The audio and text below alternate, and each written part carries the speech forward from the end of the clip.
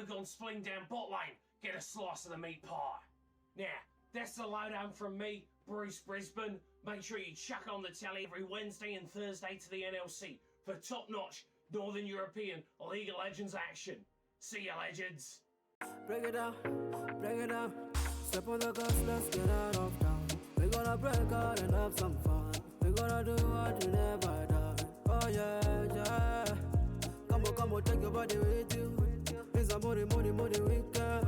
Everything we wanna, we go do. We go do. It's leisure, we go do.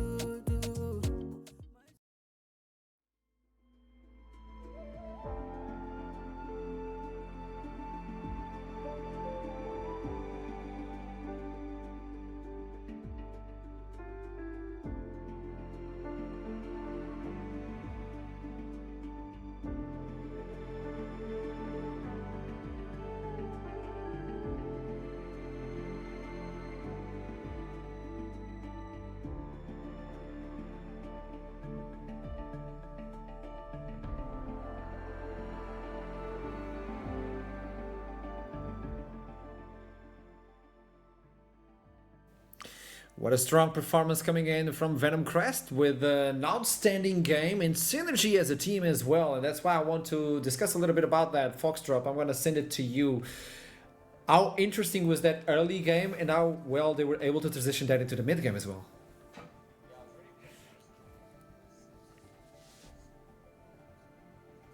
Hello, yes. It was very impressive. I think Venom Crest, right from the get-go, had a game plan which they executed pretty much flawlessly. I think a lot of it is off the back of Zubak. Obviously, he had a phenomenal game, but I do want to give a shout out in that mid lane as well, with Orianna getting the push against the Azir. Aragon was talking a lot about it being a bit of a skill matchup, but it being played really, really well. And just getting priority mid is always really important for when you want to move around the map and make plays. And I do believe it was a core component of getting Zubak enabled and allowing him to do what he wanted to do, and he invaded pretty much on cooldown, and you can't do that without lane pro. So the whole team really coming together and putting forward a really solid performance.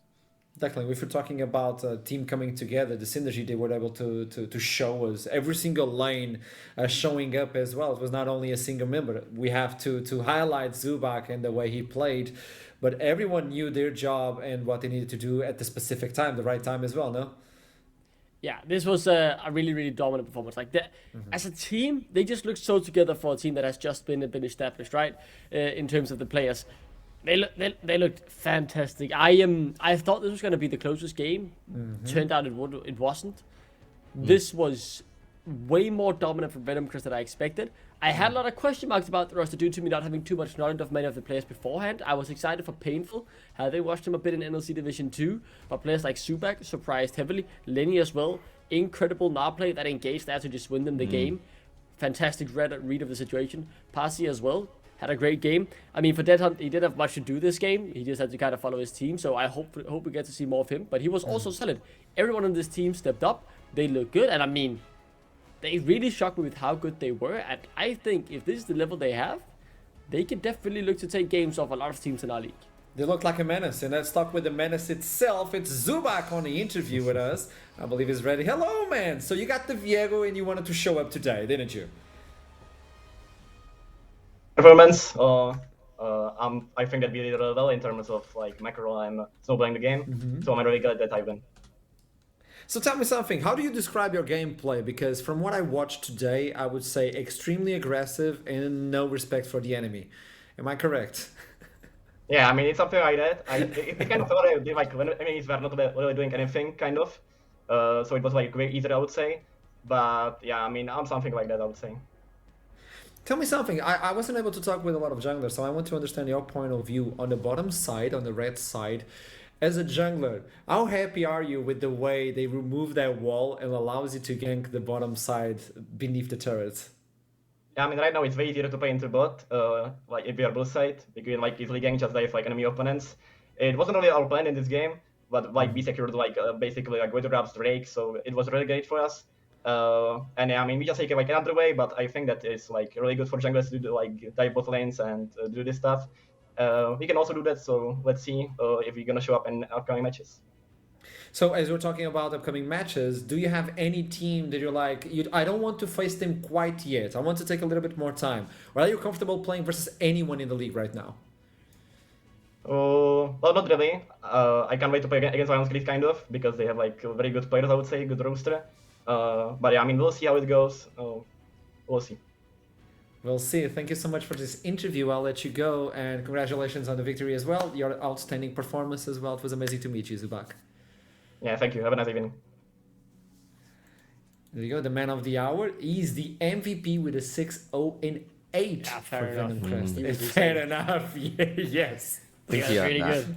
Yeah. I mean, he really surprised me. He looks a good player in general. His Viego was incredible. I saw people in Twitch chat as well. As soon as he locked that in, people are, oh, Superx on his Viego. He's going to take over the game. He's going to 1v9. He didn't end up 1v9ing because his team also played fantastic, but he had a near flawless game, and I think people have to decide, should we ban this? I think there's a real discussion to be made about that now, just based off this one game, because he was that good. Or will you try and practice a counter pick against it? Because what I want to see from Superx now is these kind of performances on other champs. But I mean, what a first game into the league. Insane player, this guy. He has a ceiling, and I'm excited to see if he can reach it. It's very high. Let's jump to the other side with Bucci that is waiting for us for light side, if I'm not mistaken. There you go. Pleasure to meet you, mate. Hello. Welcome to the interview. It was a rough game, obviously, but the composition made sense. Like, the team made sense. What do you believe happened for the wall to crumble versus Venom Crest? Well, today was not the day, you know. Like a lot of nerves, a lot of indecision, I guess. But yeah, today was not the day. I think we're gonna be better tomorrow, hopefully. And we just started the season as well. Do you think the meta is already at a good point, or you still believe like, okay, we need to go even deeper to understand what we can provide with this meta? I mean, I think right now I got a good read of the meta, and then I mean it's probably changing a bit because I think some champions are quite overtuned that are going to get changed. I cannot tell you which ones for obvious reason, but yeah, well, some champions are probably getting changed. Let's put it like that. If we're going for champions, do tell me, what can I expect from you moving on in terms of favorite champions? Not the ones that you want to play as a competitive, but if you could, as a personal reference, where would you go? A lot of Jace. A lot of Jays, Just okay. bully enemy top, make him have a rough time. That's fun, but yeah, Jace is not it every game, you know. Who do you want to play then more K'Sante is also fun. against? Who? K'Sante is also fun. Oh, K'Sante, okay. But who do you want to play against the most in the league right now as a top laner? I think I want to play against Nille. I think it's really good. Nille. I like it.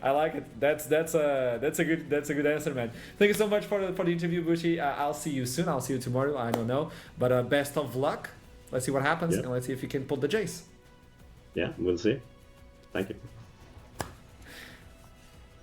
I really like the idea of getting to meet these players at the beginning of this play to understand what they want to play with and who they want to play against, like to understand their mental. We do have some replays, and yet again, it's Zubak on the front line. He just doesn't care. In this one, look at this. Flashes in, gets the win. Oh, that's and so good. He's so aggressive. He It's predicts that as insane. well? Oh, and that follow-up. It's Yeah. phenomenal. Like, this seems like a team that's been playing together for a whole split. He was so fluent in the movement. They were on the same page. They were reading the same story, and it was how to get your first win in the NLC. Very impressive for them. For Lunker Slide side, I will say, a bit disappointed hearing that performance. I believe this team has more to offer, just like Bucci said. Today was just not their day. Hopefully they play better tomorrow, because I look at this roster, I recognize many of the names, and I think these are players who can play at the level our NLC division has. I think they can definitely be a team that can take wins.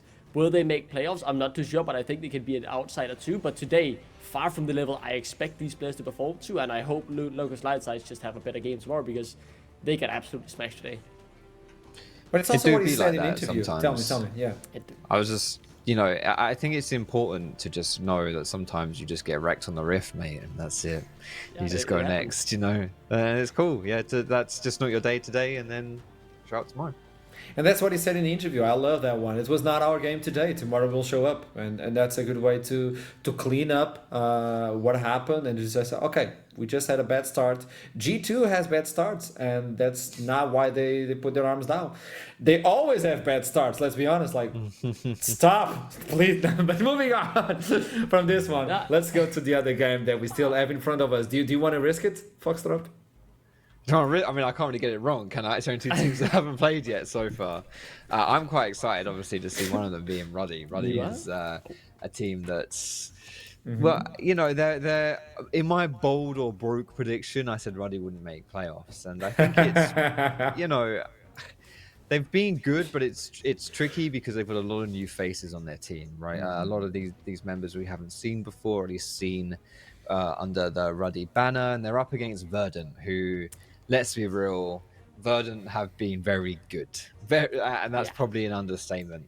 Historically, in the NLC, Verdant are an exceptionally strong lineup, and looking at who they've got, you know, with the likes of Gooby and PlayStation in the bot side, I still think it's going to be more of the same. So I think Ruddy are probably going to face one of their hardest challenges in their first game here today. So it could be a little bit tricky for them. But again, it's only day number one, right? There's a lot of games to play, and I'm really excited to see what we can identify out of Ruddy from this game. I'm so excited for this game. I've been waiting to see Verdant all day. I am excited to see what Ruddy will bring to the table. The only name I recognize from that is the Dane Silky Smath, having cast him a bit in the Danish league a couple of years ago. His results there weren't great, but he weren't on the biggest teams either. So I'm excited to see what he will show and the rest of Ruddy. They're a big question mark for me, so it's hard for me to rate them. But for Verdant, I look at this, I see Danish dynamite. This roster will compete for the championship. If there is a team on paper that can push, I forgot the name now, LC. Look, they might be the super team. Lions Creed, thank you. Yeah, I forgot about it because I was too focused on my Danes, and there are no Danes on that roster, so forgot about that. That's fair. Very forgettable. But Verdant, right? If there's a team to push Lions Creed, this is the roster on paper. There are players like Doxy, who's come from Fnatic Academy, who's had a lot of success wherever he has gone pretty much in the ERL Division 1s. Erol, who's a proven NLC Div 1 caliber mid laner last year. We have Goopy as well. He's also been around the block. He's been to EMEA Masters. These are stacked Danes coming in with someone who I have no doubt can play at this level. Yulbo in particular, I'm excited about. Back in the day, he was one of our mid-tier junglers. He didn't perform too well. He was known for his Gragas, but that's it. But then he's gone over to other ERLs, and he's just performed well. He's done well in the Baltics, he's done well over in the Benelux, and while those are small ERLs, he was a standout player there, and I'm so excited to see his growth. And now he's back on the big stage, aka the Danish scene, or NLC, because we own this region, and he's gonna smash it. I'm so excited to see him back. I hope he brings out the Gragas. Yulbo has improved a shit ton over the years. I've seen it on Twitter, I've followed along, and I'm excited to see him smash this league. Foxtrot. Big words. Just between you and me, what happens with the Danes when they get some sort of airtime? It started with Honestly, Goldberg. Goldberg. The Fish Show started it all. We can blame the Fish Show. Okay, we honestly. can go back to the Fish Show and his archives. stupid pulser. That's who we blame for this. You don't even say it correctly, man. Verdant and Ruddy is the last game of the first day of 2024 Spring Split NLC. Man, it's good to be back. So Rengar and Riven removed on the other side. It's the more stable ones, the Lucian. Let's see if the Azir is going to be removed as well. So yeah, they have the Danish power and yada yada yada. But what can we expect? Yeah, We've seen this Rengar ban before against Natty, right? I know you can't really see the names currently. That's been a bit of a ongoing theme today for draft, but Natty on the side of Ruddy, the jungler, is known for his Rengar, so you just take that one away, don't have to deal with it, get rid of that headache, especially nowadays. Lethality is very strong with the new items, and Rengar obviously can easily itemize into that. Aside from that, some pretty standard stuff. Riven a bit of a shocker, but again, just taking away comfort from the side of Ruddy. And Gooby's Lucian, something that he has been known, especially when you consider the champion pool PlayStation, quite aggressive, quite dominant in the lane phase, something that Lucian pairs up very well with. There has been a common theme throughout today, and no surprise he gets locked in again instantly. What I do want to say about Verdant a little bit less biased is that they're a team that can be very explosive and they can be very creative. These are players who are down to play some wacky stuff and try things out. I remember Gubi playing the Cyan bot lane as well. Doxy is one as well who likes to play different stuff. So they could potentially look to bring out some weird flex picks. But so far, having stuck over to the standard with that Varus being locked in for the side of Ruddy, getting that sense out makes a lot of sense. We've seen its strength, not quite last game, but we saw it a couple of games ago. It is a stable pick so far. Nothing too surprising. The Orianna is available from what I see, and it has been a stable as well. Every single time she was not banned, she was picked. Oh boy. Oh. That's the Seraphine. Jinjo is clapping his hands at the moment. He's excited for that. Oh. The only one in the world doing so. This is a flex, by the way, Seraphine. It is. We see this bot side and we see this. Oh, the Sin mid, is available. First time of the day. Who? Senna. Senna, yeah, Senna's available. Yeah, that's right, actually. Ooh. So if you bring the Probably. Seraphine, it should be the pair, no? Okay, just Trundle again flex jungle / top, but I would imagine him to be more of a top side pick here. But to be honest, I think when you see a Zinzao locked in, like Trundle's always a fairly decent pick into champions that like to just run at you and right click you, because Trundle doesn't really lose too many jewels. You know, he's got that attack speed steroid on his W and an AD steroid / debuff on his Q. So really, really strong against champions like Zin. And it could just be, you know, a champion that's just as prominent in the meta and really bullish and difficult to deal with. It might require a similar kind of answer in that Trundle. Ooh, Ione. I mean, that is a bit spicy, though, to bring that in. Alex locking that in first time around. Could also go to the top lane for build. Yeah. I'm not going to try and sound smart on that, but a lot of flexibility so far in this draft. The only thing you know out of 3 picks, what's going where from Ruddy, that's the Sin Sao is going into the jungle. So this makes it very hard to ban out in the second ban phase. Because they could look to go for 80 carry bans, but Silky Smith could very well just play that Seraphine. So rough to say what Verdant will ban here as that really gets removed. So removing some engage is the objective for Ruddy, as there is not too much engage on this Verdant roster yet.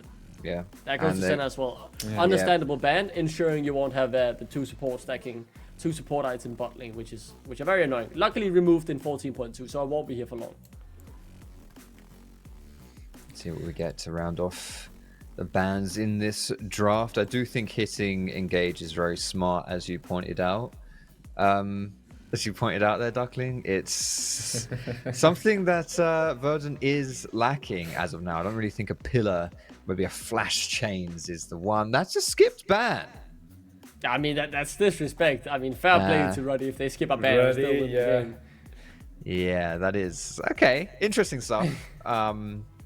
Yeah, I don't really know too much to say about that one, but we'll see how they round off their compositions here. Very AD heavy so far here for the side of Ruddy. So Rumble is still available. I know we've got a lot of no, Rumble is not available. Rumble is still not available, so don't do that.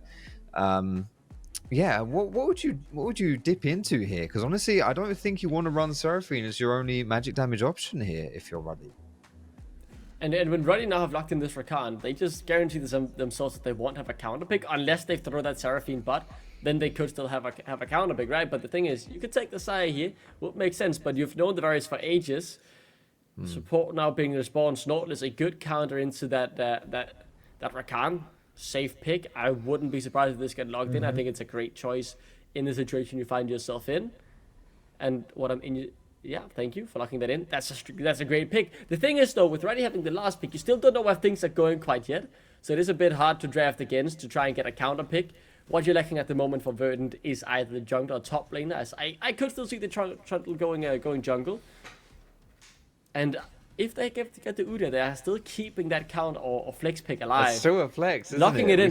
That's a very interesting draft, actually. So spicing it up, the teams here, liking they are both going towards the flex picks, you could say. And that's one of the strengths. Ruddy, though, completely committing to that. Let's see what happens here and how that draft will finally unfold. Ooh, yeah, I saw you got a little bit hyped about that, Ashram, mate, seeing the Udyr locked in. Definitely nice to see something strange picking. I reckon Aragon's got a similar reaction too. He kind of predicted this, so I bet he feels smart. Because I do believe it makes a lot of sense. regardless of what you throw at him, you're probably throwing something AD it's really good for him. Like, he can play safe, he can just farm, he can just poke you. It's a really safe pick to the top side, and I believe Verdant are playing without just throwing a curveball as much as they can. Yone versus Udid, I think is comfortable. You can just stun him and go away. So you can just be a nuisance. Ninja Tabby rush all the way, baby. Done. Yone is in our top side. Yeah, that's... I don't know. I look at these comps and I just think, Verdant, mate, how do you lose this game? Ruddy are cooking here, and they have a lot of bursts, but they are so squishy that I find it hard to find a way for them to win this game, unless, you know, Sensar gets rolling early, and you're able to build up a lead, because then you will one-shot anyone who you look at. They have a bit of sense over their comp, but yet again, it somehow doesn't fully make sense in my eyes. They are cooking something that I'm not really able to read here, and that's probably because their coach is smarter than me. So if it works out, props to them. And why is that reaction? Do you have no doubts about my knowledge or their coach? No, I feel like, you know, it's a fair stance to take. Oh, they know more than me. I think sometimes you just gotta say, mate, it's a draft. Gotta say it. We got gapped in draft. But then it's too big of a draft gap. I refuse to believe you've been draft gapped this hard without having some thought behind it. I believe they have an idea here. I'm not the one who's gonna call out exactly what that idea is, because this seems too crazy for me to be able to work. Aragon, mate. You leave that for Aragon. I leave that for Aragon. He's smarter than me regardless, and I stand proudly behind that. So Ashra, please send it over to Aragon. Let him talk smartly for 40 minutes, and then I'll be back again. The spices are ready to get a nice menu as Duckling is going in hot. I don't know, Aragon, please save us, because this is chaos on this side. Yeah, Aragon. Save. Okay, wait. I'm gonna pitch a really hype matchup. Okay. And I know we have a lot of Built fans in the chat, so I'm going to hype that matchup to shit, right? Like, that's Doxy versus Built. Okay, Doxy, hyper-mechanical player. He is former, not EU Masters, MSI, former MSI, right? So Mini Worlds. Actually a really insane mechanical player. I played against a lot in solo queue, so I can vouch, right? Versus Built, also crazy mechanical player. Prodigy Riven player, one of the best we have in EU West, right? So you know that hype, it's going to be really hype up there. Shouting out former Riven players that actually entered pro, usually they end up really good, right? So odds are Built is going to be a really good player in 5v5, because you have players like Whippo, The Shy, Forbidden, Caps, all were former Riven 1-tricks who could transition to anything because they had the background of being a Riven player, right? In terms of composition, it's quite interesting because they mentioned it on the desk, but they had a Yone flex, and I thought that was really hype. I thought that was incredibly hype because Built definitely plays it, right? I know he does. And I was wondering if the mid laner and I'm sorry, I've forgotten your name. It begins with A. Played it as well, and they held that to the end. Still drafting a nice shielding Xin Zhao comp. It's going to be interesting to see how they scale. Yeah, I'm going to be very interested by the top. Udyr versus Yone. Typically, it can be pretty brutal for the Yone to actually play that lane out. Obviously, he does have way more mobility than the Udyr, depending on how the double... It's the ram stance, not the bear stance, how the double cast on the ram stance is used, because you can use it to block the CC from Yone. And typically, a Yone trading pattern is charge Q up, E forwards, jump on them, do a lot of damage, and then ping out before they can fire back. But the double ram stance into the stun, into a chunk of trading, it actually can be a little bit harder. Again, I think this really comes down to mechanics, like who's a bit quicker, who's a bit more kind of baiting out what abilities at what time. It's going to be a really interesting matchup in the top lane. I'm not going to lie, I was so focused on the top lane, I've kind of forgotten a lot of the rest of the draft. I'll talk about it. Don't worry, I'll save stuff you. like that. But yeah, go. Go. We have insane bot lane prio for the side of, I believe it's Verdant, right? With the Nautilus Varus into the Seraphine Rakan. Right, so you have natural prio there, and using the 1v1 potential of the Trundle, you can actually use that prio to potentially invade. So that's what I want to see, right? They are on blue side, they can potentially do that 3-camp bot side into an invade onto the Xin Zhao, because you do win 1v1 in that regard.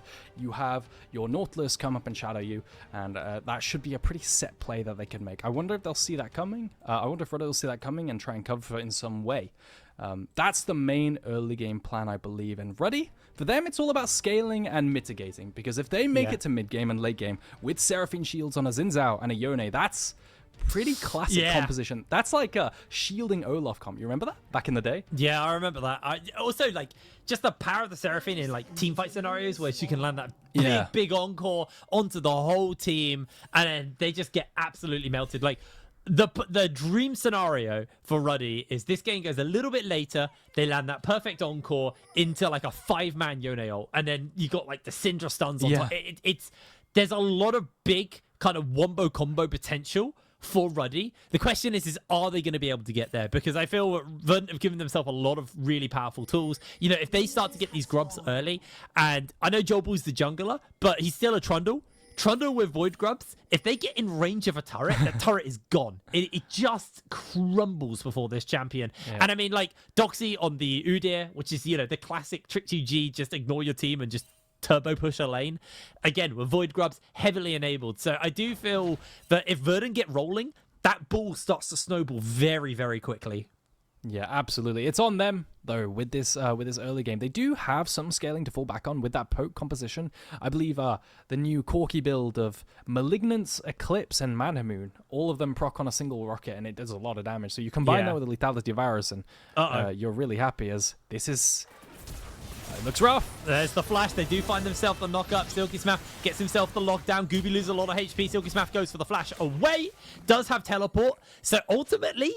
a summoner spell burnt there by Gooby, but they get the cheese gank from Natty. He's coming in. He's going to have that flash wind become lightning into the E forwards. He's actually just going to go for the Nautilus. They got the free talent strike. They got the knock up, and the cheese did not pay off. Ruddy finding himself first blood.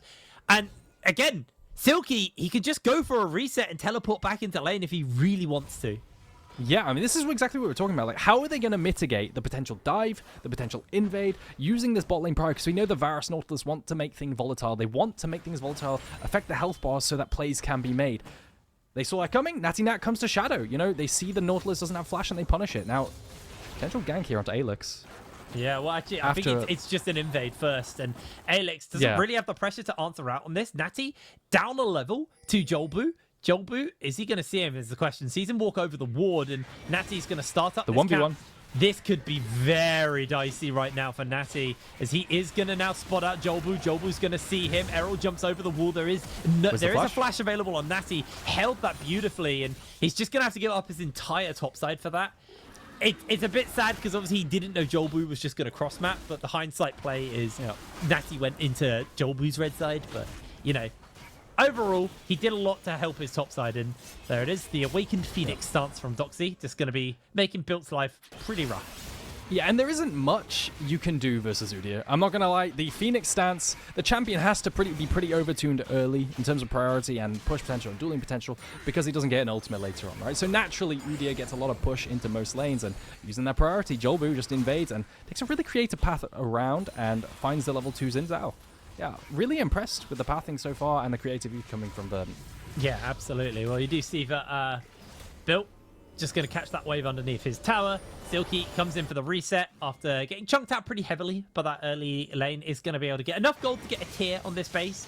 And Natty got himself a cheeky invade off. So while his top side did get cleared out and he's definitely down a bit on tempo to Jolbu, who can now go and finish up his red side, at least Natty, you know, there is some camps for him to grab, and like I said, he's kind of done his work. He obviously sacrificed his own jungle, but to basically enable his bot lane. Yeah, and that's absolutely fantastic, right? But I'd like to see them gank bot side again, because you can see Silky Smath does not have flash, right? So a pillar, a hook, anything would be really fantastic. Maybe a hex flash auto, right? Potentially not going to go for that though. Grubs are respawning, and Doxy has had perma prio in this lane. Absolutely perma prio. Not that Yone can really contest, but the fact that he does have it means that the grubbies would be really free, and Syndra doesn't really want to roam from mid, right? If she's in the river trying to contest grubbies, she's kind of a sitting duck. So does look like they're going to take the option of going bot side though. Yeah. Let's see what Jolbu can find. Pretty static mid for Alex. Not really going to be able to achieve too much as Errol. On the Corki, definitely has more tools to be able to do that, as a Built has to use his E and his W just to get a single minion. That is tragic. As Natty actually going to try and turn his attention towards the Void Grubs nice and early. His co-jungler on the other side from Jolbu is actually already doing an objective. And Natty going to get spotted out here by Doxy. They're going to see that this is going on, but Alex is in the area. Natty now, can he actually contest this? His top side has gone for a reset, and Natty being run down by the Ram stance, has no flash, does have the ability to E to a chicken, but he's going to lose out pretty heavily that, as Jolbu There's no way they're invading Natty here. Natty is just having such a rough go Oh, of he's it. dead. There's no flash this time. That is him in danger. Jumps onto Errol to try and save the day, but Errol secures himself the kill. That is painful. That is real painful. And this is unfortunately the cost of having that Yone. You know, there's a lot of power in Yone, but versus the Udyr, not going to have that presence on the map. Yeah, it's the power priority, right? The ability for Udyr to move and cover off with these invaders. Flash goes down. Silky Smath has no flash as well, so this could be kill here. Yeah, he's in some serious danger. Going to get run down. One more auto attack. They're able to secure the kill. PlayStation just has enough CC. And Edward able to escape himself, but I think that was just so greedy of them to step up with no flash, knowing that, you know, there's a solid chance that they may get jumped onto as Natty not got that flashback yet, and there's a massive wave here, which Silky is going to be wanting to pick up. Edward's going to have to try and hold this, but it's going to be hard. Yeah, Natty Nat not going to be able to go there. If he went there into those minions as kind of a meat grinder, there's no way he could actually survive with that CC as well. So doesn't find any kind of consolation prize. Bot lane winning. Top lane has priority. Mid lane's fairly neutral, and a 1v1 jungler that can invade any time. I think Veden are pretty happy here, and you tried to cross map as Ruddy, as Natty Nat, to get some grubs whilst the enemy team goes Dragon, and you know that they're going to Dragon, but you only secure one because of Doxy's presence and his ability to stop the grubs by just walking at him because of the lack of flash on the Xin Zhao. Yeah. So really well played from Verdant, covering all bases there, not letting them cross map. I'd be interested to get your thoughts. Like, do you think there's a point where Built is actually going to be able to comfortably play this lane out, as he's using his E to block most of the Phoenix damage, which he was able to do there, but again, using a lot of big abilities just to kind of not get traded on. So is there a point where Built gets more comfortable? Generally, Yone, his biggest spikes are 1 and 2 items, right? Absolutely, those are his biggest spikes. And the problem is tank items are so incredibly strong right now. With randoms being buffed as a generalist counter into Yasuo and Yone, the answer is I'm not too sure. I think tank items might just be able to stonewall Built to the point where, yes, Built might start getting priority because he by default wins the 1v1. Might have to hold that thought there as the gank. Might come through from the lane with the bushes. Built got landed a single Q though, unfortunately. I think did they not see him there? No. I don't think he did see him enter that bush. Built goes to the knock-up. They find themselves to pick up. Doxy's low HP. Nah. Not going to use the Fate Seal. That Phoenix stance, when it's empowered, is just such a menace. Doxy able to play that very, very well. They're just going to hard shove the wave in and get Built a nice reset. Which I'm sure he's going to be happy with. Just grabs that. Takes off. Yep. And I wonder if they're going to secure the plate. They might. Doxy, if he's smart here, I think he lets the plate finish off and die so that Built can't secure it. I think that's exactly what he did. You'll be able to see that there's only 4 plates left topside after this. So no local gold for him. Yeah, there it is. Rough. Really brutal. The gank doesn't work. Xin Zhao doesn't pop a flash, decides it's not worth it, and a recall gets stopped from Alex. Yeah, eventually Built has like a bunch of sustain, so it's a little bit easier. Yeah. He's got that Vamp Scepter. He's got the Doran, so he's got some life still. And I know you said Yone spikes on like 1 and 2 items. Those 1 and 2 items are typically Noon Quiver and Grievous Food. Yeah. I mean, this is like Vampiric for Aurelia full build. I think it's that kind of meme, right? Yeah. I mean, versus Udyr, probably not this, but like if you ever played into Yone mid, it feels like once they got the Berserkers and once they've got the Noon Quiver, it's just like, wow, they're full build. It's brutal. Yeah. Yeah, I'm curious what this Corki builds, because there's been this new Corki build that's been rising up. Shout out to Nightmare. He made it aware to me that, you know, Eclipse, for some reason, is proccing instantly on 1 spell when it should be procced on 3, I believe, to get the percentage health damage, except it's getting procced on 1 rocket, and that's why it does so much damage. So I wonder how he builds. Maybe he builds into the Mana of Malignance, because you don't really want to delay that. Not sure if you've seen this hit rain, but it is nasty. So the combined poke might be a little bit too much, depending on how much sustain Silky Math is able to bring through. Oh, Errol does lose a fair amount of health there to Alex, and Alex actually didn't ult there. That was just a good trade by him. But it does look like Jolbu's thinking about making a play on the bottom side, although he does know Natty Nat's in the area. Natty, his His sweeper runs out and Jolbu finds him. Jolbu, Natty just knew he was there. Gets himself the Q off. Can Ruddy get there in time? Natty's been zoned away. They find the knockup. There's going to be the encore. Gooby's losing HP. That's a big ultimate coming in from Natty to save his life. Jolbu's getting the damage down. Not enough shielding, but they find the lockup on the multiple members. Alex is making his way forward. Can he find a good scatter is the question. Looks like the answer to that is going to be no. And wow, that rocket did some damage. Alex now has to do the fancy footwork, avoid getting caught, is able to just about break away. Alex comes in with the scatter, lands it onto Flay. They don't quite have the damage to make it stick. It's a 1-for-1 overall, but Ruddy probably going to be happy with that one. Yeah, and it looks like Alex has first move from mid lane, but it's not actually true at all because you have Errol TPing him with package, and he actually makes it in time before the Syndra, who moved first. In the end, it turns out it's numbers advantage for the side of Verdant, who come out on top. Jolbu with the vision there. I really liked what he was doing, hugging behind walls. Still, shout out to Errol, managing to make it in time, and Alex having to try and clean up the scraps afterwards. Yeah, lovely ult there from Silky as well. Able to catch on that's multiple true too. people Nice. with the encore. Some really, really good stuff coming in. I think Ruddy, you know, like I said, while it was a 1-for-1, the fact that they burnt that package, the fact that they were able to... Oh, no, Alex. He has no flash. The pillar comes in. PlayStation misses the hook, but Alex, he can't really do too much more but throw the ultimate down. Errol's been caught. They're going to find the knock-up on the two members. Natty's putting some damage into Jolbu. Catches him with a free talent strike. It's so close. If he has that Wind Becomes Lightning, he's going to be able to get it, but the damage, the CC from PlayStation is too much. There's the Wind Becomes Lightning. No E available. The arrow is coming in. Natty loses so much HP. He's flashless. He has no way to escape. Edward going to come in with the heal as well to keep Natty alive. And Ruddy, the flash timers is their biggest problem right now. So I think what happened was PlayStation hooked Natty Nat out of his Wind Becomes Lightning, out of the dash. It was like very, very tick perfect, I'm pretty sure. I can't 100% guarantee that's what happened because it might have been an auto attack that he cancelled, right? But it looked like the dash was cancelled, and that is insane if that's actually what it was. Gooby there trying to finish off the last person in the fight, maybe flashing forward to get Natty Nat with a flash Q, but decides to hold on to it. Thinks better, you know, maybe hold it for the dragon. Maybe flashing for a kill isn't too worth it. Still, what's the result of this? Well, Natty Nat gets to secure some grubs, and Verdant, they get first move into the river and dragon. That's 4 grubs for Natty. So major denial from both Jolbu and Doxy, only getting 2 grubs. So they do get a little bit of that kind of bonus true damage to the towers, but, you know, nothing major. Ooh, Errol. Big chunk of HP lost out there from Alex. Now got that Leandries on the Syndra, so it's going to do a fair amount of damage to him as PlayStation. Spotted out by the Scryer. Natty setting up. Silky has the encore. Is going to just get a little bit of poke off of the PlayStation, or the W ate most of that. And now Jolbu looking to start up the dragon. Remember, this encore is probably going to be the big decision maker on how well this fight goes. And if they can secure that dragon, Gooby has the Chain of Corruption available to him. Is looking just to put some damage down. PlayStation on zoning duty. Chain of Corruption lands onto one. Does the sprint to Natty, but in comes Doxy onto that flank. Dragon hasn't been secured. Here comes the encore. Goes too wide. Bill unable to get the damage off. Now they find the CC onto one. They get all of that double kills onto their carry. Beautifully played by the side of Verdant, as Ruddy just losing out heavily on that fight. Fantastic flank by Doxy.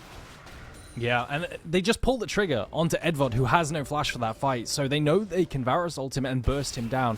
After that, it was some really nice micro from Doxy on that Udyr, dodging out Yone Qs, and that doesn't let Built stack up this Yone Q3, and in the end, he's just irrelevant for the entire fight. Alex actually ulting Udyr because he was such a pain in that backline. You can see with that Frozen Heart Rush, he's just invincible to everyone, except for that Syndra, so tries to burst him out. But in the end, it's a Verdant win, and Ruddy come out behind from a dragon. Now they're down 2 and a teamfight loss. Ruddy able to get a bunch of tower damage done, so there is a point to kind of cash in on that global gold if they get the opportunity, because they've been able to chunk out mid and top, and they also got some time on this bot wave, although it is going to be a Seraphine Rakan lane, so it's not going to do too much damage to the tower. Are slowly chipping away at it. The power of the 4 Void Grubs just getting you a little bit extra damage. Is Doxy just going to use that Phoenix stance to just clear out the wave and get some pressure down.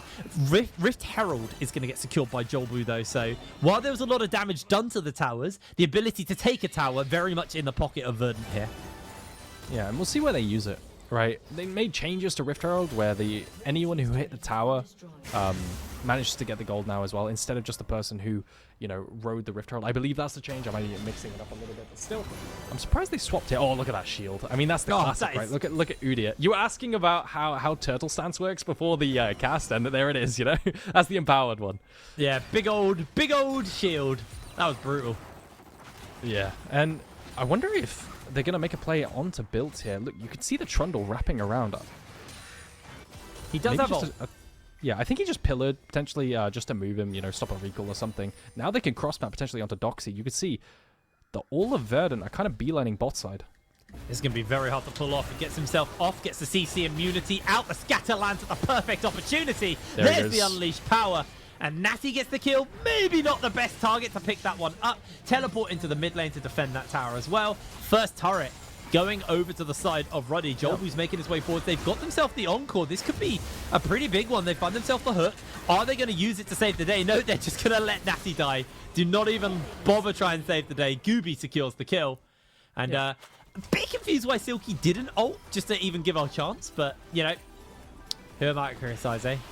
Yeah, I mean, I actually think from that's the best play I've seen Ruddy make this game. I think that was actually not bad at all, outside of some really nice Seraphine ults. Cross-mapping down bot side, built survives top side on the weak side, right? And they managed to find a dive. I think he did it in the wrong direction. Is this intentional? I mean, he's got to go all the way to mid now and hope he hits it. I don't think the distance is long enough to actually crash, or maybe I'm wrong. No, you're wrong. Oh, it is. It is. There it is. I like that, honestly. Destroying the mid lane tower when there's the control mage on the enemy team, making them overstep consistently. That's really valuable. So, yeah, I guess he's a better drifter than me, or what?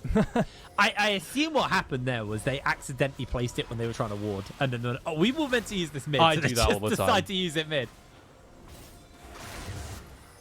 Natty not really going to be able to do too much on that front. Just going to go back and grab himself some farm. He's got that Titanic Hydra. There's the Crystal Scepter finished up onto Silky. So they finished up their item. Although Gooby got the Ghost Blade, getting stronger as well for himself, building towards, I assume, which is going to be a Hubris. I'm trying to think what other items that I can do. I'm still learning the component names. Rectrix, right? Wait, which champion are you asking? No, the Varus Gooby.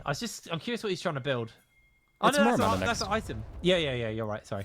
Yeah, so he's built Opportunity there, if that's what you're asking. Yeah, there we go. And that's a really, really broken lethality item that resets with move speed, I believe, on kill and takedown. So, yeah, following out Muramana as Doxy once again going to be the recipient of another Alex ult. He does have a Negatron this time, right? So he's a bit more tanky to that Syndra ult. I don't know. Stun. Good stun. They get the knockup. They get the damage. Doxy is down, and Alex this time is the one to cash in on the kill. That's going to be another tower over to them as Built did ult away from the Nautilus ult there. Is going to have that down, but didn't have to burn the flash, which was on cooldown. Alex going to be able to pick this tower up. He's got the Void Grub dot, so the true damage should be enough to tick this over in his favor. It's just another injection of cash into the side of Ruddy. They are still technically down in gold, but it is the closest game we've had all day as far as gold goes. Yeah, it's good. It's really good. Any amount of time, any seconds that Ruddy can buy, they absolutely love. So these picks are doing absolute work as the pick. They're coming in. They're going to try and get the damage off onto one. A lot of burst damage coming out. The great chain of corruption, though, from Gooby. Stopped the advance forward so effectively. That was the Rakan ult. That was the engage down. No Yone ult for a bit. And with the Dragon now up, this is the third one for Verdant if they can get their hands on it. And honestly, with Errol having package, with the Rakan ult being down, with no Yone ult available, I'm pretty sure this is just going to be Dragon number 3 over to Verdant. I think it's doable. They have no Varus ult and they have no Nautilus ult, right? Those are also two key engage points. So maybe if they play front to back standard with these Seraphine shields, they can actually contest soul point.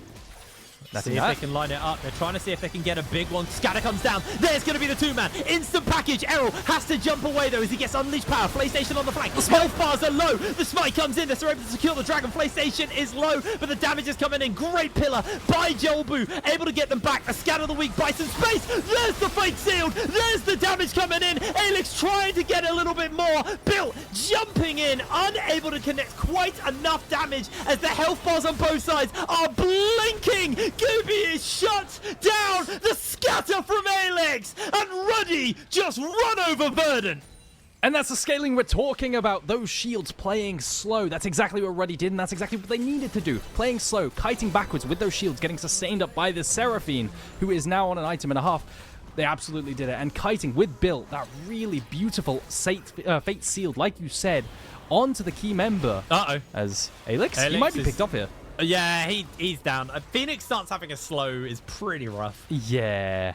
Yeah, it's a little bit brutal. Still, overall a win, I'd say, for Ruddy. Yeah. Contesting that soul point, managing to stop that stacking.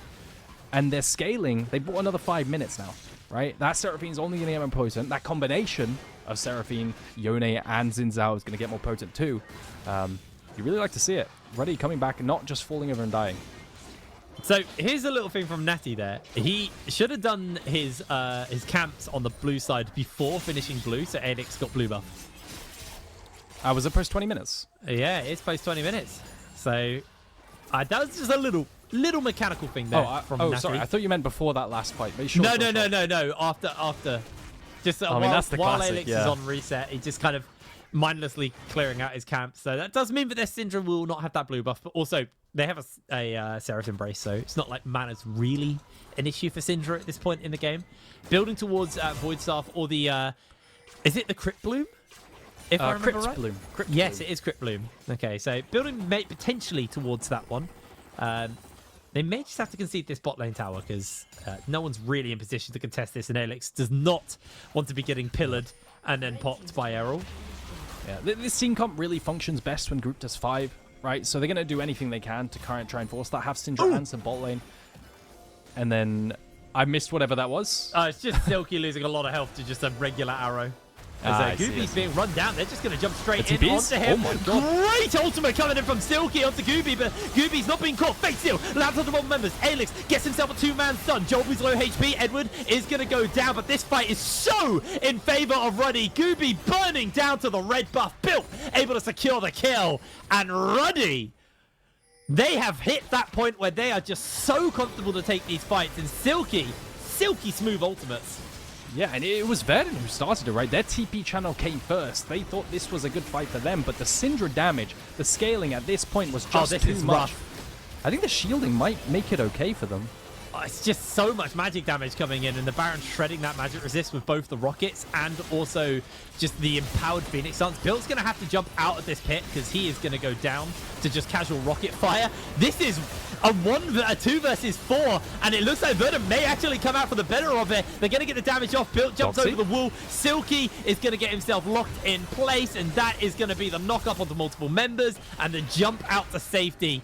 They get Baron, they lose one, but you're seeing the power of the Corki and the Udyr there.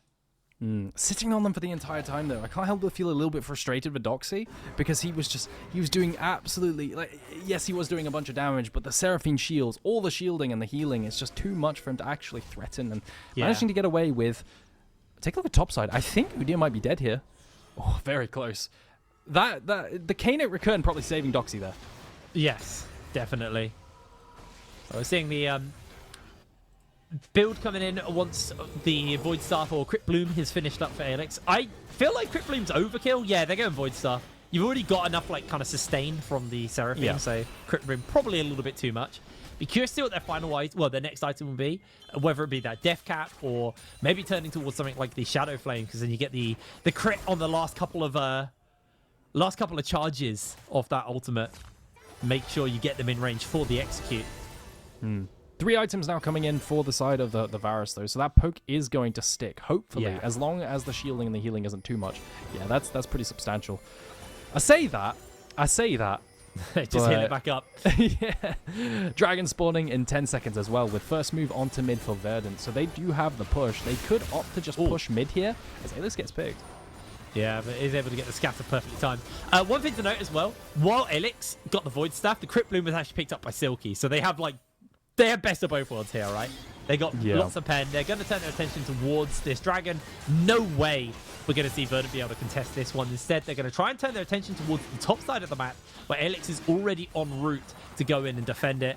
Errol able to get some damage off onto it, but there's actually potential for a dive here. Alex able to clear away the wave, gets the scatter onto 2 members. Teleport's coming in to save his life, and now they're just going to get so much damage onto Joel.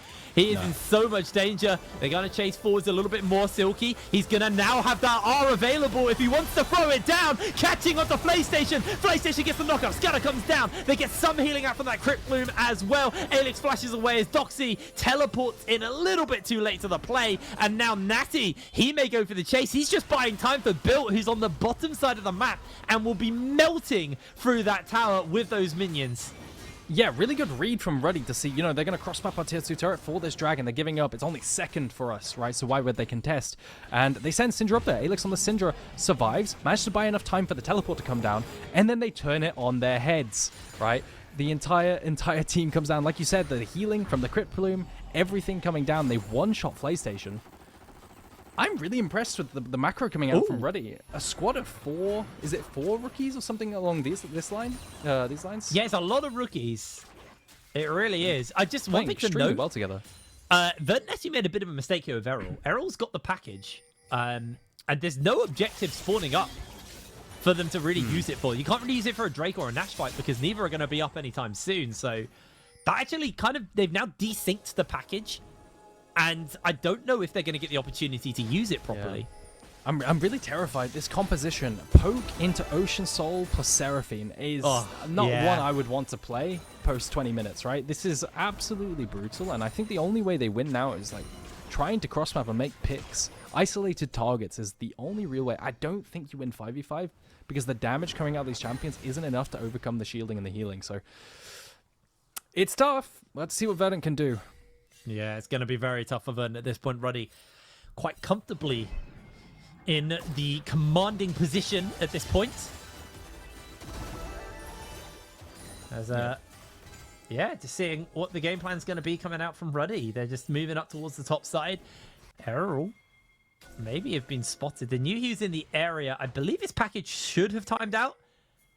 He's just off the side of my screen. I can't see him, unfortunately, but they're just going to put their attention to the other side. Built is just out. That's 3 members pulled for a Fate Sealed on a level 15 Yone, so that's not going to be that long of a cooldown at this point. Tower goes down. No package for Errol, so he can't really do much about anything. Just going to clear the wave. Resets coming in, and Ruddy very, very comfortably starting to take over this game now. I've got to say, I'm really impressed with Built's ability to play weak side, right? He always survives. He's 203. He's never ganked. He knows when he has to pull back and how to escape in terms of micro. Just got sent 3 people and it didn't matter, right? Flash ulti and he's out of there. An early game when he was sent a bunch of attention from the side of Verdant, never could kill him once. So knows his position in the team, understands what his role is, and not faltering. And 2 minutes now for Dragon, right? But all teams probably have to ARAM it here. It looks like Verdant are going to opt for a cross map on the tier 2 again. You can see pings coming down top side, but it looks like Ruddy are going to stop that and say no. You know, if you overextend here, we could gank you. So Natty Nat. Yeah, looks like they're coming in. They're going to try and jump into that fight. They've got the blue buff being pulled in as well. Scatter lands down. The Doxy trying to be able to survive it. It gets charmed up, locked down in place. And Silky able to secure the kill. Even gets the Crypt Bloom heal off onto the team. And Verdant, they're just going to get sent packing. Yeah, and Built zoning off Gooby there on the bot side, forcing his flash, refusing to let Gooby hit. And this is the woes of lethality virus late game. Right, really good engage from Natty Nat, but I'm pretty sure at this point, Natty Nat or Jim Edward could actually play with their feet and win a team fight. So let's see what happens. PlayStation going to face check. They have no tools, no Varus ultimate, so they're going to force themselves to clear mid. This goes down pretty quick.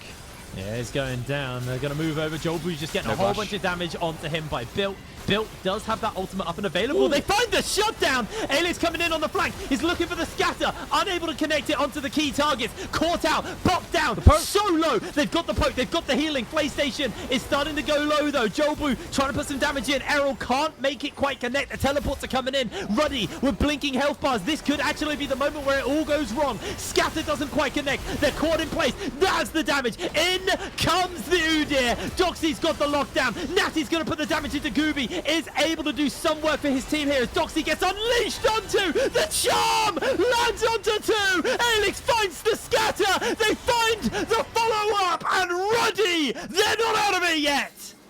And that was the dream fight with Gooby finding the snipe onto Built, doing 700 damage and popping him. But even then, the 4v5, you can see the replay here. Take a look at this snipe from Gooby. Pop, right? Complete 1k damage. And then you see PlayStation in the middle of it all, doing so much by buying so much time. And you can see also Errol zoning off the two of them down in the bot side, refusing to let Alex actually hit. GM Edward and Alex cannot join this fight, but the power of the shield and the healing eventually allows Natty Nat to flash onto Gooby, I believe, or Errol down the bot side, and there's just nothing they can do despite finding the one pops, and I don't think they're going to get a much better fight than that. I don't think you are. That looks so good for Vernon, but it's just this damage and that charm. Alex just gave it enough range to clip the pair of them. Errol loses his life for it. Crit Bloom heals them back up. They're able to get in control, turn their attention towards this third Ocean Drake as well. So, Ruddy, you're going to have so much sustain coming in off this. And like you said, a shielding, peeling kind of team are going to really benefit versus a poke team if they can get their hands onto the Ocean Soul. But even without the Ocean Soul, the base regen they're going to be getting from these 3 oceans is going to be really, really nasty. Yeah, they just lack damage. They lack damage in any other versus any other composition. They wouldn't really lack damage, but versus this composition, it's incredibly rough, right? They're depending a lot on Errol here to pull a lot of weight in terms of raw DPS because Gooby can't, and Job is engaged on. Jumping in, Charm lands onto 3. They're going to get themselves into the fight immediately. Doxy's putting some space in. Edward finds himself caught. They haven't got the Charm this time. They're coming in for that scatter, though. Does connect onto Jolbu. Jolbu low HP, but the shield comes in. Natty launches into the middle of 3. Not sure about that one. And now Alex has to flash away to safety. They may try and see if they can get a little bit more. They've got the sustain with the shielding and the healing, but Alex eating that empowered rocket there. PlayStation just looks for the hook. Doesn't quite connect it. The scatter comes down. They get the damage. Alex able to secure himself the damage. Doxy's tanking the Baron, but they need to back off. He's keeping it going for just a little bit longer, but is going to move away. Syndra, Alex. Oh, this could be huge. Oh, they've got themselves a scatter. Oh my God. Word! That damage was unbelievable. Syndra, 140 stacks. With that execute, there's just not much counterplay to pressing R, and he pops every single W. And I thought once again that fight was so good. You had Doxy wasting Alex's time consistently on that Udyr so that he could never join the fight. He was permanently out of range and under threat of that Phoenix stance. But it didn't matter because they tried to start up Nash, which makes sense. It doesn't matter when Syndra can press R on you and you lose. They have to kite away. Yeah. It's brutal. I mean, they're now like, I think about 700 AP onto Alex. If the observers could quickly hover Alex for me, I'd love to quickly check on that to see how much health they've got, how much AP they've got. But Baron right now is the attention here for Ruddy. They're just going to be able to chunk through this one, and there's no way Verdant are going to be able to contest it this time. It's just so safe with the shields. Like, they're losing no health to Baron either, as Alex gets himself the scatter onto 2 as the package. Oh my word, if that pillar didn't come down, he was getting scattered. Every single W powered. Yeah, every single W does 1,000,000 true damage. It's incredibly hard because Errol is your only player, right? That last fight was started and won at the beginning on the back of Errol managing to pop someone who was hooked, managing to pop Edward, managing to pop Natty Nat isolated. But you can't get that every single time. I'll have to see. They managed to make me eat my words a couple times, finding decent fights, so maybe Verdant could pull it out of the bag here, but this 4th dragon is spawning in 2 minutes, and now they already have Baron. They can just group up as 5 here and threaten this tower. Yeah, I mean, just let the cannon slowly but surely chip away at it. They've got a lot of wave clear with the Seraphine and the Syndra. As down goes the turret, down goes the cannon, and here comes the next one. So, new problem starting up for the side of Verdant. Although it looks like Ruddy are actually playing a little bit more intent on looking towards getting control around this river, around this red side, knowing that the dragon is spawning up in 1 minute 40, going to be able to look towards that soul, and that just gives them so much more power if they can pick that one up. Yeah, no easy objectives now to take, right? All the tier 2s are gone. Yeah. You're kind of just forced to chill a little bit, right? You can't threaten a tier 3 because of the amount of wave clear that they have, so just going to keep pushing mid, going to keep pushing bot, maintaining that bot side vision so that when Dragon does spawn, they have full bot side vision and Verdant just can't walk up. Walk into the jungle, you get hooked and you die, right? So, good stuff, good macro from Ruddy again, and was a bit scared there. Nautilus PlayStation there could have been picked, but still, Dead Push is coming out. Yeah, it looks like just going to make their way over to All those shields. safety. The shields are nasty. He's got the Moonstone Renewal now, so just empowering that even more. It's crazy. I love mythic items being gone. I love it so much because this Moonstone is so late. This is like the 4th buy. Yeah, that's true. For Silky. And, you know, they got all of the power of just having lots of AP early, and now they just have, on top of what will most likely be their soul, the Moonstone. The healing is going to be nuts. Like, I don't know how they're going to be able to get this.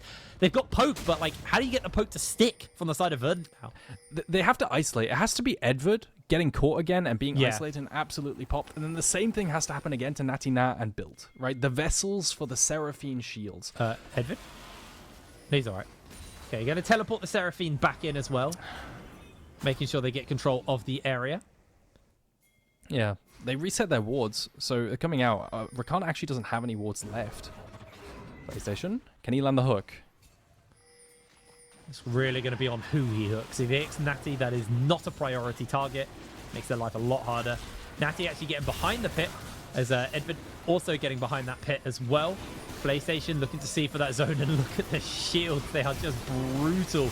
Dragon's getting started up. There's the encore onto multiple members. Edward jumps in. They're going to try and secure that one, but it was a bit of a split focus as now Natty has to land the smite. He's able to get it. Soul secured for his team, but at what cost? Doxy's running around everybody but the Ocean Soul. They're back to full health. I think Errol landed an insane rocket onto the Syndra Alex so that he couldn't fight at the start. Took off 3/4 of his health bar, but it wasn't enough. He presses R onto Errol and he completely pops. Now TP came through for Alex into topside. I think he's going to threaten double inhib. Unless they're going to flash on him. He's got the scatter. He's going down. He's going to try and get some level of sustain in, but it's not going to be enough. Shut down for Gooby. They do lose the mid lane tower in the meanwhile. Silky about to get that ultimate. 3 seconds until it comes back up, making the chase very, very hard here. And Ruddy, they get an inhibitor. They get, an inhibitor tower. They almost get a second inhibitor tower on top side, but they lose Alex for quite a long time. We'll get to see this fight once again. So take a look at the rockets, right? Watch the backline HP right there. Alex gets absolutely popped alongside Silky Smith. And then, but look at it. Watch the R. Watch the off Syndra. Pops Errol, so then there's no damage. Errol is their entirety of the DPS. The rockets and the malignants and all that is everything. The second that Errol dies, they've got nothing. So they have to back out. And the Smite fight gets won by Natty Nat. That is horrible to deal with. They need some kind of anti-heal. Luckily, I don't think it's enough, but Jolbu has picked up an Executioner's. I think they need potentially an Oblivion Orb on Doxy here. Yeah, I think they are going to need that. They've got like anti-heal on Jolbu, but like, is anti-heal actually going to be enough for all of this shielding and healing? Like, you can only stop so much, right?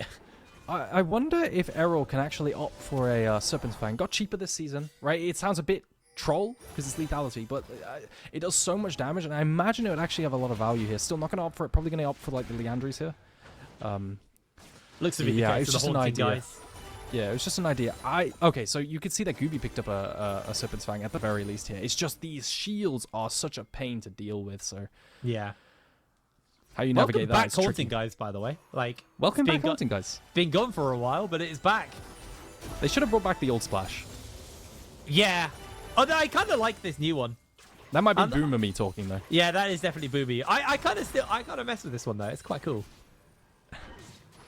Chelbu not going to call out by the Q3 on Natty Nat. Still going to take full topside pressure, and look, the ping's coming down to defend the top and the bot waves, and ping's coming down that they have to catch bot side as well with the red side pings. Silky just give it a hold for now. And the real problem right now for the side of Ruddy is they don't actually have brilliant siege. They have like good fighting and good like wave clear, but like beyond that, they're actually very lacking in the siege department. As Alex just hiding in the Raptor camp in case someone overextends and they can find that big scatter combo. But Gooby having a Edge of Night is really, really big. For as long as that stands, the pick potential onto them is heavily ruined, basically.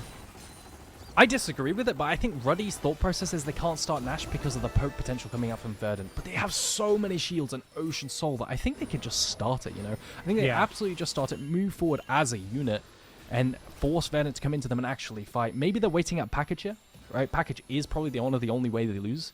So Oh, I understand Errol. it. Using He's gonna package to package. threaten the start of Nash. But They Nash gotta has move in already here. started. They gotta go. This is gonna be rough. PlayStation on the gatekeep though to make sure they can't get in range. Baron, low gone. HP. There it is. Ruddy caught sleeping, and now Ruddy looking to chase in for these kills.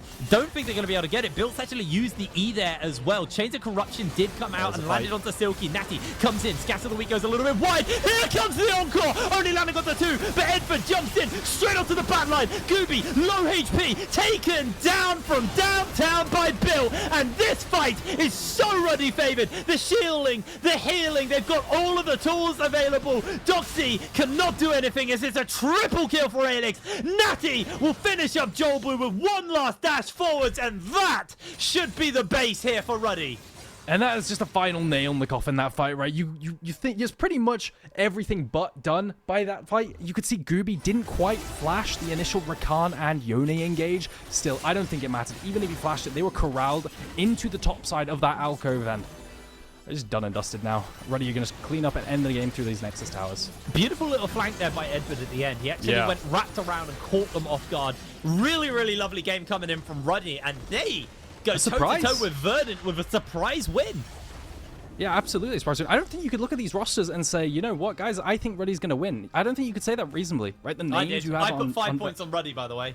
Were you the only one? I was the only one. I cast in both my games, by the way. Nord and Ruddy, 5 points. I'm a goddamn genius, just so you know. You're going to win predictions this split. I think you lost the last one, so it's like 50-50, you know? I was trolling last one.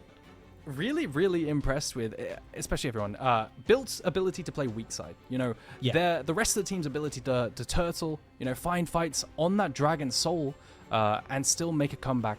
Using those Seraphine shields, playing slow, the way they team fight, the synergy, it's all there. Yeah, honestly, Ruddy, they look absolutely fantastic. I mean, this was a good litmus test for them as well, because we wanted to see them versus a top team. They played versus an amazing team, and they put off a really, really solid win. Ruddy take the win, but we are not done. We're going to go to a break, and then we'll be back with our analyst desk to wrap up the day and do our post-game interviews, because there's a lot to talk about after that game.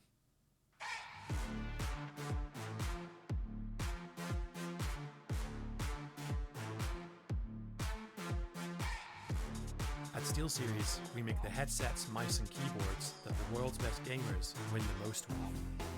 And we've been doing it since way back.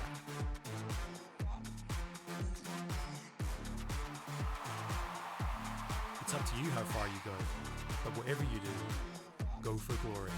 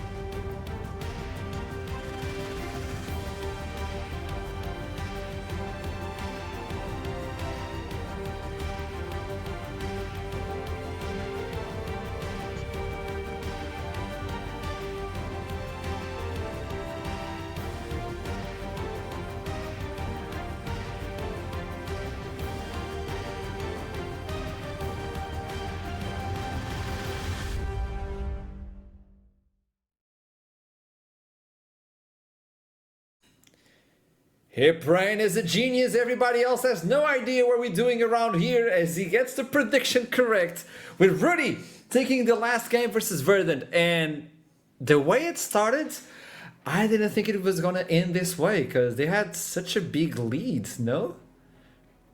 Yeah, it was somewhat sizable. Like, it did look like Ruddy was certainly up against it. And to be honest, like we were singing their doom right from draft, weren't we? Yeah. You know, us. You were.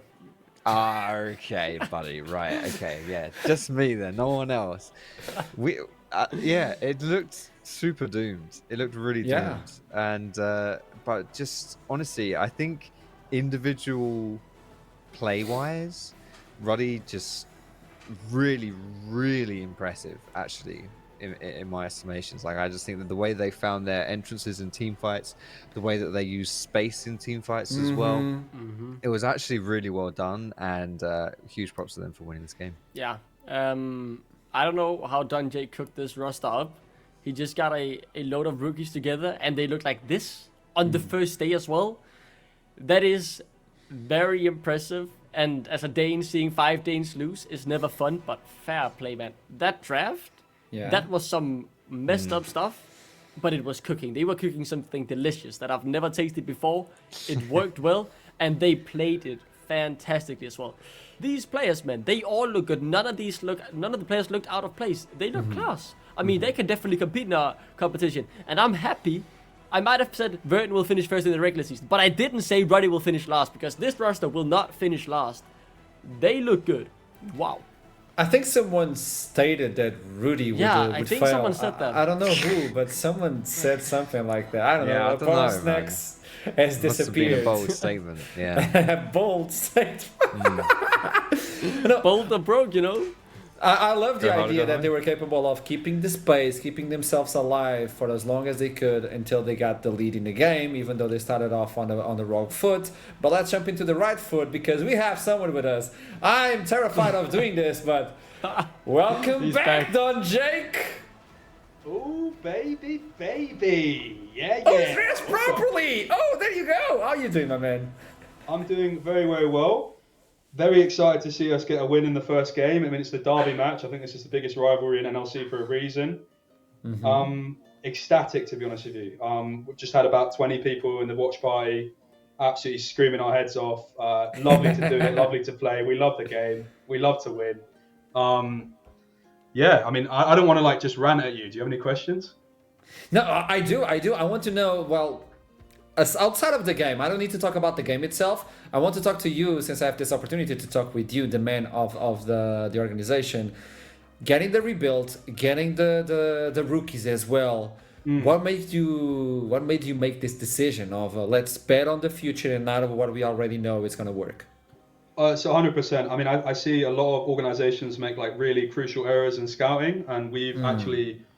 I don't believe that I myself had the ability to do really good scouting. I think I've crafted some rosters that have potentially failed down to personality or circumstances. So we went back to the books, we went back to data, we've gone to a bit of a Moneyball method, found Alex out of nowhere, looked at some really good players, built.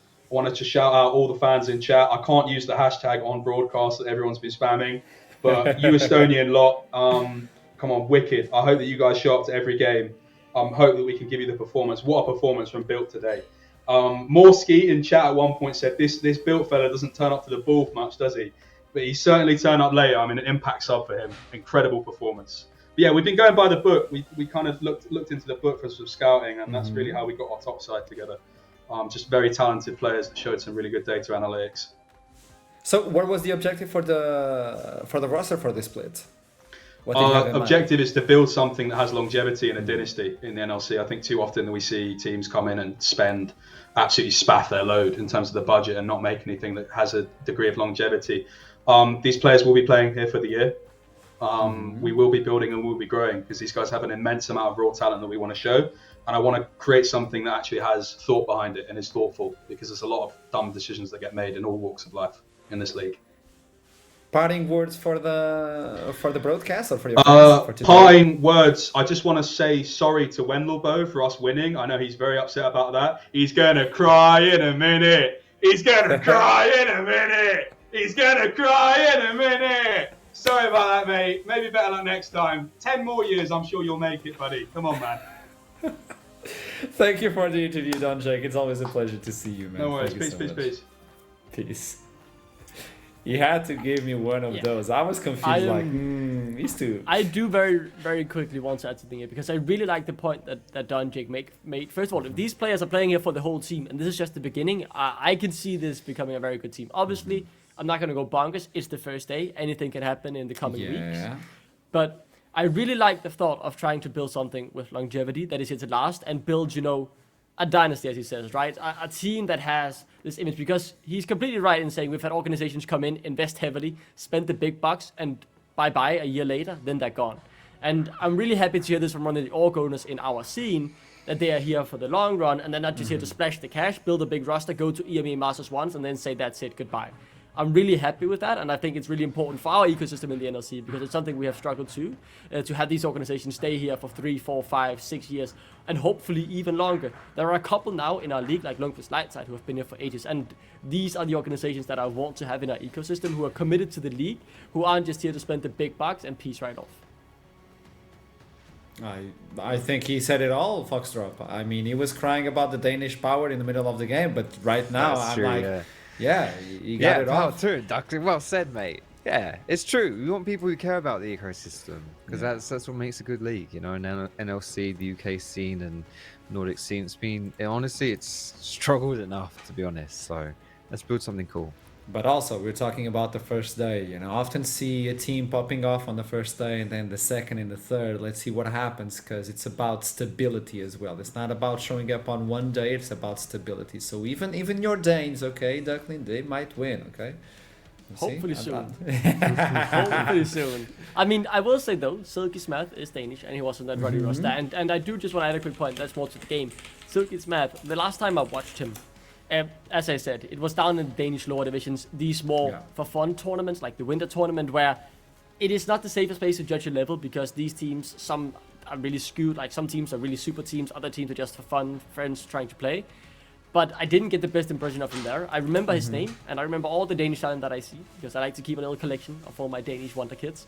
But he really impressed me here. He has improved a lot since I last saw him. That is 2 years ago now, I think.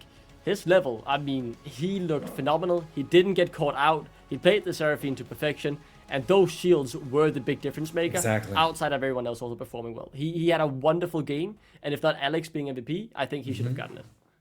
Yeah, I am not aware if Alex is going to be the MVP or not. I hope so. Still... I'll just change it maybe.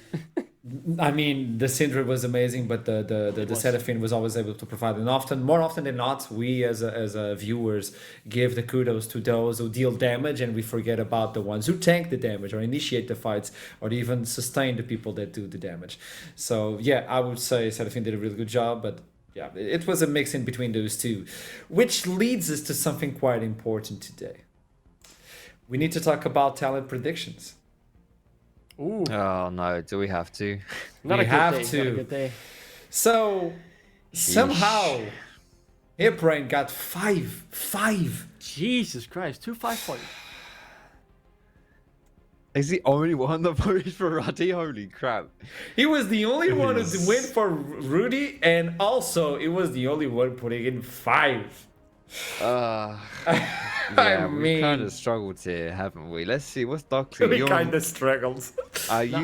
Duckling was propped up by the Nord thing, right? So you're. I can give you the ladder. Here, yeah. Let me give you the ladder right now. Initialize is at the bottom with -2. Okay. He's paired up with Rudud, Middlecott, and Foxdrop. You are standing with -2. I'm gonna give you an interesting news, okay, Duckling? Veteran is with 0. Okay. Yeah, so am I, right? Yeah, you're at 0 as well. I've already calculated. I'm one step ahead of you, man. That's the Danish math brain. That's because I teach kids math. I'm on top of this stuff, man. What to do? 4 plus 2 minus. He's good at I teach math. 10-year-olds math. I can do it myself. I have 0 points, so I won as many as I lost. Here, I have 0 points. So 0 for Duckling. Aragon is sitting at 2. Ashram is one with 4. And somehow, in a world of crazy beings, Hipbrain is on top with 10 points. That's crazy, That's man. mental. The same gap That's so between mental. first and second is second and last. That's just how mega Jake is. That's how huge his brain Dude, is. he legitimately trolls the predictions, and somehow he beats us all. Like, he can't keep getting away with this. Hopefully this only happens one day, because I do feel embarrassed that he completely destroyed us. But fair play. Going all in on Ready, I didn't expect anyone to do that.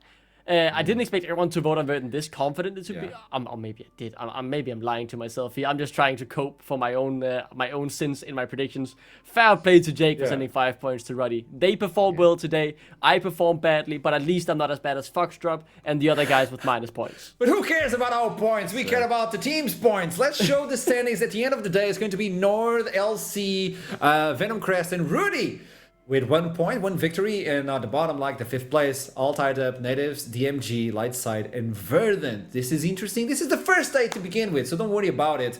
We still have a long way to go until the end of the split. It's 2024 spring split of the Northern League of Legends Championship. I'm going to give you, Duckling and Foxdrop, the last words, the parting words before we end up the transmission.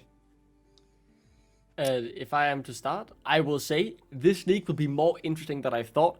Teams that I didn't expect much of has shown up. Teams that I expected more of has shown less. I think we're in for a split, which anything can happen. And on a good day, any team can beat anyone. Lions Creed looked by far the best so far. Fair play. But I think all the other teams, they have something to offer here. And I'm not sure who's going to make it to playoff anymore. The last year, it was a bit boring. We knew who was going to make playoffs pretty quickly. This year, I think that battle will be open. We'll be seeing a lot of brawls and teams going neck and neck. This is going to be a close split. I'm very excited after day one. I'm just going to say Roddy and Venom Crest. Very impressive today, honestly. And I wasn't really expecting it. And it's going to be very difficult to squeeze into playoffs, I would say, when you've got the likes of Lions Creed, Verdun, and Nord, who are, to be honest, just really solid. Even Natives, right? Obviously, I mean that's already 4. There are 4 playoff spots, right? You're gonna have to knock one of those out if you want to be able to climb and get in. So it's gonna be very tight and very exciting.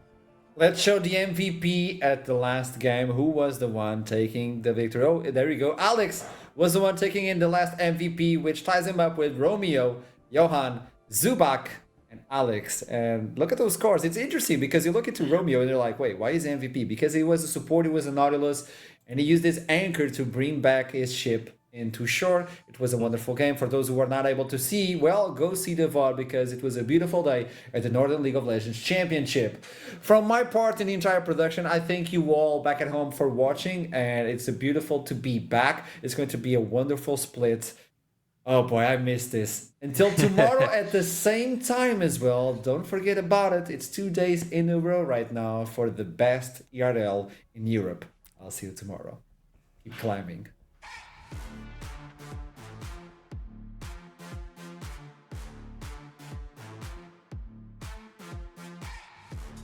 At SteelSeries, we make the headsets, mice, and keyboards that the world's best gamers win the most with. And we've been doing it since way back.